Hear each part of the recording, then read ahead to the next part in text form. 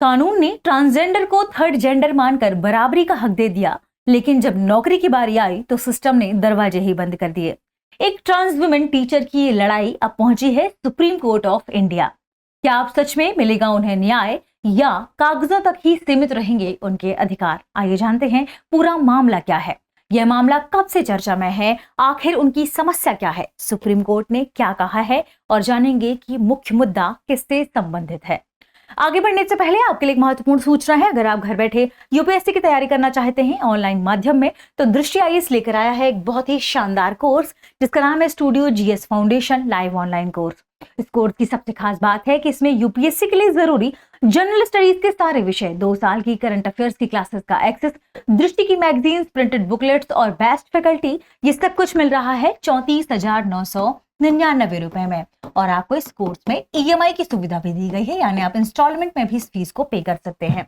अगर आप जानना चाहें कि इसमें आपको डिस्काउंट क्या मिलेगा, तो कूपन कोड इस्तेमाल करें गीत कूपन कोड के इस्तेमाल करने से आपको इस फीस में ठीक ठाक डिस्काउंट मिल जाएगा और आप कम पैसों में इस कोर्स को खरीद सकते हैं। ये कोर्स आपको हिंदी, इंग्लिश और इंग्लिश तीनों मोड्स में मिलने वाला है।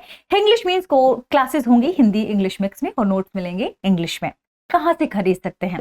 डिस्क्रिप्शन में लिंक दिया गया है, उस लिंक को आप जैसे क्लिक करेंगे आप डायरेक्ट पहुंच जाएंगे दृष्टि लर्निंग ऐप के स्टूडियो जीएस फाउंडेशन कोर्स में। वहां पर आप ये कूपन कोड अप्लाई कर दीजिएगा, कम कीमत में इस कोर्स को खरीद लीजिएगा, या फिर आप डायरेक्ट दृष्टि लर्निंग ऐप डाउनलोड करके भी इस कोर्स को खरीद सकते हैं। कोई और जानकारी चाहिए हो तो कॉल करें 8750 पर। हमारी टीम आपको इसके बारे में पूरी जानकारी देगी। बेस्ट फीचर क्या है इस कोर्स का? आपने इसमें मान लीजिए एडमिशन लिया, फिर आपका मन हो कि आप दृष्टि के किसी ऑफलाइन सेंटर में जाकर क्लास करना चाहते हैं। आप दृष्टि के किसी भी ऑफलाइन सेंटर में जाकर क्लास करेंगे, वहां की फीस में आपकी ये पूरी फीस एडजस्ट हो जाएगी। इसका मतलब ये कोर्स आपको मिल रहा है बिल्कुल फ्री।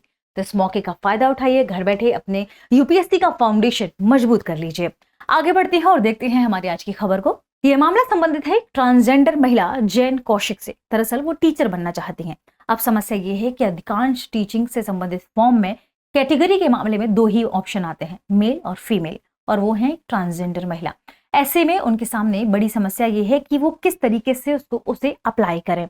कई ऐसे स्कूल्स हैं जहां वो पढ़ाने गई थी, लेकिन उन्हें मजबूरन या तो इस्तीफा देना पड़ा था या फिर उन्हें वहां से बाहर कर दिया गया था। सवाल है समस्या क्या है? तो जैन कौशिक की चिंता मुख्य यही है कि उनकी उम्र अब जल्दी ही 33 साल होने वाली है और कई शिक्षक नौकरियों की उम्र सीमा 36 साल है।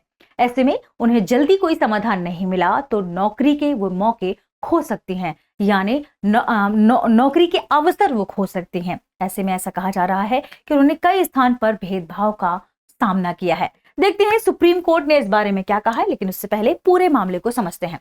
जैन कौशिक एक ट्रांस वुमेन है, यानी ट्रांसजेंडर महिला है जो शिक्षक बनना चाहती हैं। उन्हें नौकरी में पाने में बार बार भेदभाव का सामना करना पड़ा है। स्कूलों में नौकरी के फॉर्म सिर्फ मेल और फीमेल कैटेगरी में होते हैं, जिससे वे आवेदन नहीं कर पा रही हैं।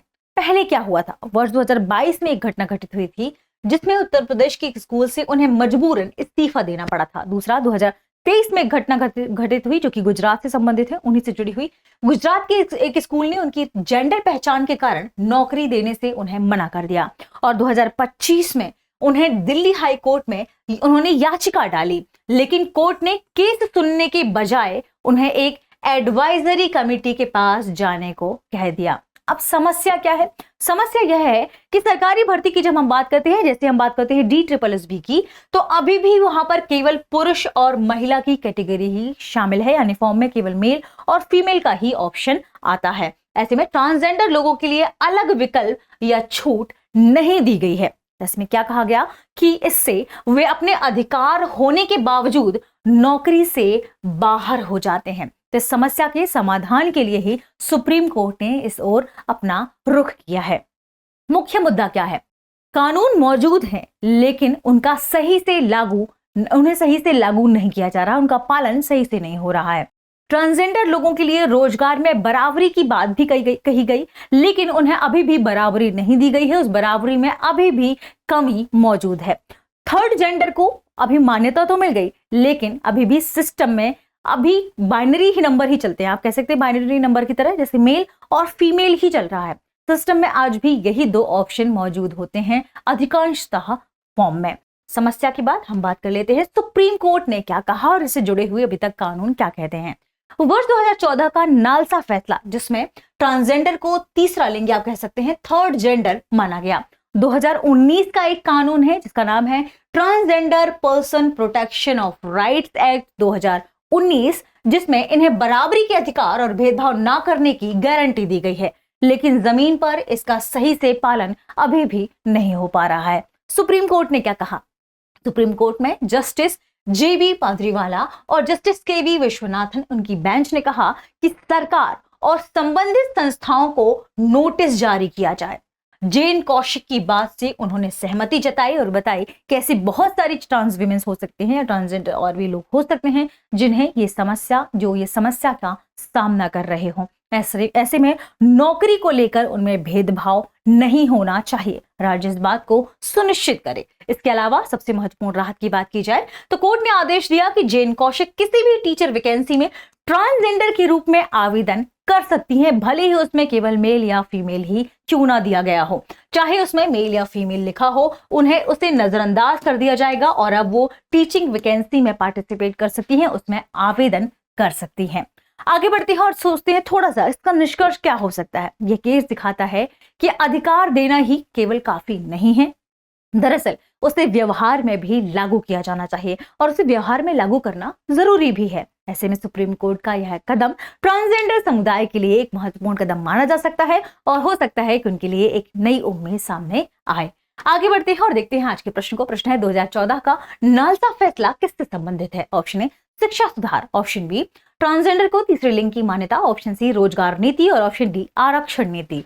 इस प्रश्न का सही जवाब कमेंट सेक्शन में देना ना भूलें। चैनल को सब्सक्राइब कर लें और दोस्तों तक जरूर शेयर करें। शुक्रिया।